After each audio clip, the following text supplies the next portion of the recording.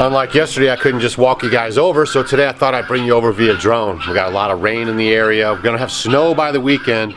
And that's one thing I want to talk to you guys about is barometric pressure, right? I don't hear many people talking about it on YouTube as far as the homesteading crowd or farmer type guys. I watch a lot of channels out there, but no one's really talking about barometric pressure.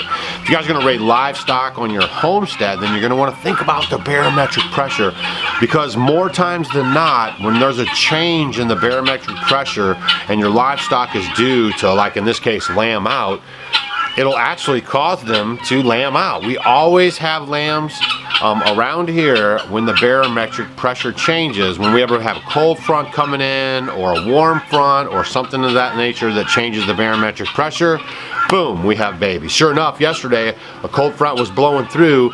We had a change in the barometric pressure. Today we have rain, clouds, fog, and snow on the weekend. So just a little tip for you guys. So as you can see, Mr. Rambo's still here checking everything out, and our noisy guineas are here because it's raining today, and so they're kind of thinking about coming in here for shelter, but they really don't like the fact that we're in here shooting this video right now. So they're outside, but they're kind of complaining about it, so don't listen to them too much, and I'll try to keep them away from the video as far as I can. Ha! But they are a hoot. I want to show you guys something about these sheep maybe you never even knew. Sheep actually have rectangular pupils. Did you know that?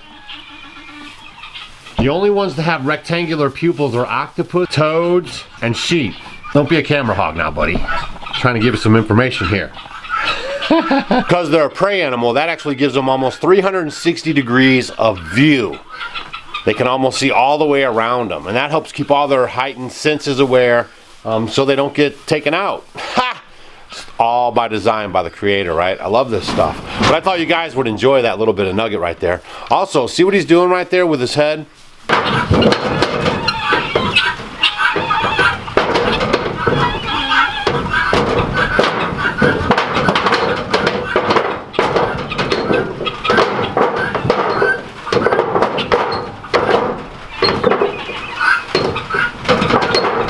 Now that right there is what's called rutting.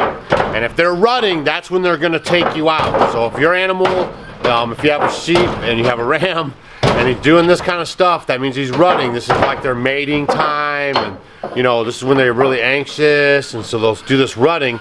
If you do see him doing that, you want to avoid him, because that means he's going to be a little more aggressive than normal. Just keep your eye on him. So now what you guys really want to know is, did she have twins, and how's the baby doing? Well, the little baby lamb is doing pretty good, little ram lamb. You can see Mr. Rambo there is checking them out. The new addition to the flock. Oh, his little heart is just beating. Hey Rambo, that rutting, boy, they can really get some. I want to show you guys a few things that you want to look for Katahdin sheep for sure, but I'm pretty sure it's most sheep, but different type of goats, because what happens is some goats have floppy ears, so it's hard to see it. But with the Katahdins, you can see that yesterday when this one was born, right when it came out, the ears were a little floppy. And now you can see how they're kind of standing straight up. See that? See how they are? So that right there is a sign that the baby's getting good milk and growing good and really getting it together as far as pacing of, you know, coming out of the womb and actually out here doing the thing, right? Oh, it just feels so good. There's nothing like the fresh baby lamb smell and feel. I better get her back to mama.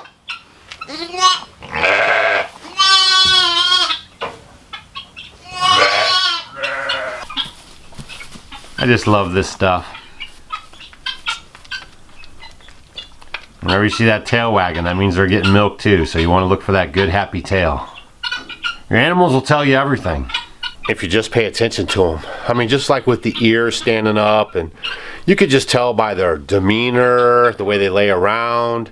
And the more time you spend with the animals, the more comfortable you'll get with learning their characteristics and what is a happy sign and maybe what's a distress sign or something's bugging them. So that's why I spend a lot of time with our sheep. I really enjoy the sheep here on the homestead, and there's another great big advantage to having sheep on the homestead. Now you guys are always asking how to make money on the homestead.